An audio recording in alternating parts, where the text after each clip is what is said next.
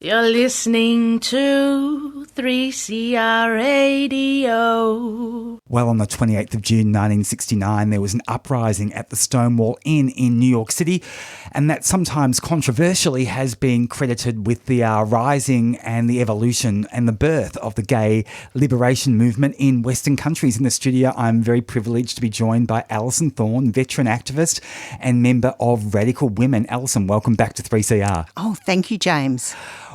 Describe to us what happened on that fateful night in 1969 in New York.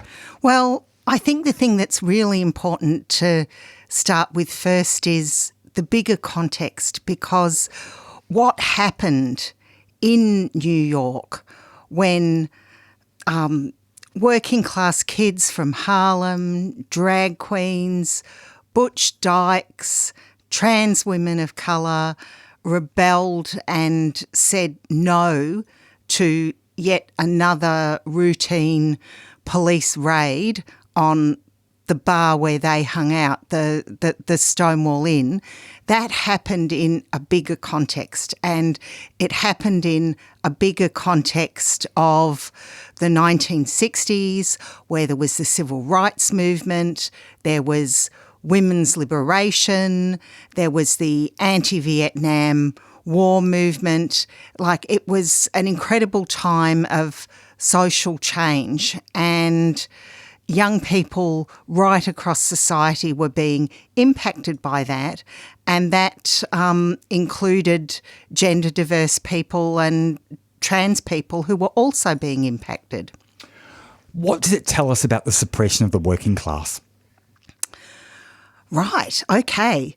That's a really interesting question. I think what it told us, what it tells us first of all, is that there's often a view of the working class as somehow being straight, white, male, blue-collar workers, guys in hard hats. But yet, you know, like when we look at who the working class is a rainbow diversity. And in fact, when we bring together LGBTIQ people, women, people of colour, people with a disability, what we're talking about there is we're talking about a majority of the working class. And I think in that period, in the late 60s, the working class was really starting to roar and to demand liberation in very many ways. The union movement in the United States at that time had become somewhat conservatised because of the influence of the McCarthy era in the 50s. And where we saw the working class organising was in the streets, was around issues such as LGBTIQ rights and civil rights and women's liberation and against the war. To what extent do you think it's accurate, fair to say that what happened at Stonewall was the birth of the modern-day gay liberation movement in Western countries, or is that just a myth, a commercial construct, if you like? Well, I wouldn't call it a commercial construct. How we see it in Radical Women is that those events were a spark which changed the character of the movement. But it's not that there was no movement before that. There most certainly was a movement, and not just in the United States. Like, there was a movement globally. Lesbians and gay men had been organising and very out and building a community in Weimar Republic, Germany, before World War II. And in the United States, there were organisations such as the Mattachine Society, such as Daughters of Bilitis. But these organisations were advocating very much the idea of acceptance. And looking back now, in some ways we can see the politics of the pre-Stonewall movement was assimilationist. There's quite a famous photograph of a protest that took place outside the White House, where the gay men wore very neat suits and ties, and the lesbians dressed in like very smart frocks with heels and stockings. And there was this sense in the pre-Stonewall movement of we want to be accepted. We want to be seen to be just the same as everybody else. But the post-Stonewall movement took on a very, very different character with its call for liberation, with its call to come out. It was flagrantly different. And interestingly, some of the same personalities were involved in both. So, for example, Harry Hay was a founder of the Mattachine Society. He was a trade union activist, but after Stonewall, he was involved in Radical Fairies, where he was challenging the gender binary as we would, very much see it today. So some of the same personalities were involved pre and post, but the movement took on a different character. It became more militant, and given the name of this program is In Your Face, I think that that's a really good way to describe it. The movement became more in your face. Of course, you've been involved in the gay and lesbian liberation movement here in Melbourne since the 1970s. What would you regard as the pivotal moment regarding gay and lesbian activism in Victoria during the 70s? Is there any event that jumps out? Or did we have to wait until HIV/AIDS came along in the 80s? Well, in many ways, I think that's a hard question, because everybody will have different pivotal moments.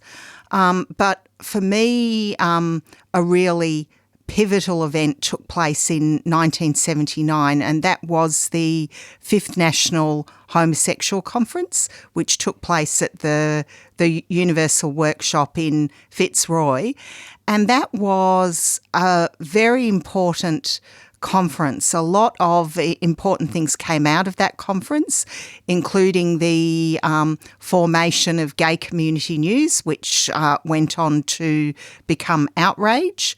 I was involved in a young gays group that formed at that conference, and to me that was a particularly pivotal event of the 70s. But I was somebody who got involved in 1979, and with all the emphasis on the importance of 1978, the year of the first Mardi Gras. I suppose if we look at things historically in Australia, that was pretty much a pivotal event, but I missed out by a year. Of course, you were very present in the early 1980s when the Melbourne gay and lesbian community was having to respond to HIV/AIDS, and we had David Menadue on the show a couple of weeks ago talking about that time. What are your memories of that time that jump out? Well, I think one of the things that was most pressing to me was I really saw that time as a time of great political risk.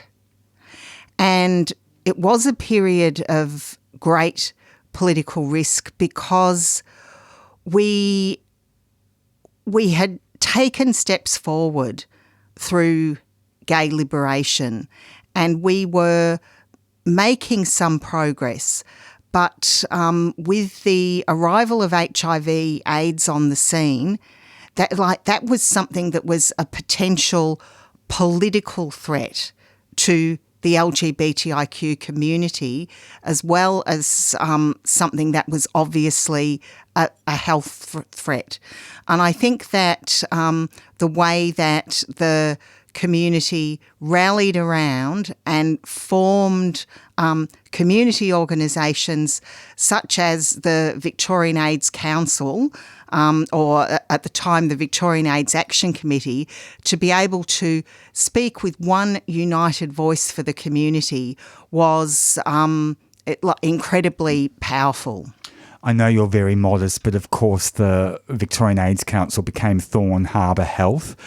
You're one of the people it's been named after. What was your reaction when the AIDS Council said to you, we want to call it Thorne Harbour? Well, I mean, that's a very hard one to answer, but it is very nice to have years of activism recognised. And one of the things that I wanted to reflect on really was why me. And I like to think that it's because of my socialist feminist politics. And I think that socialist feminism is a very unifying idea. Thorne Harbour Health really wanted to brand itself as an organisation for the whole of the community.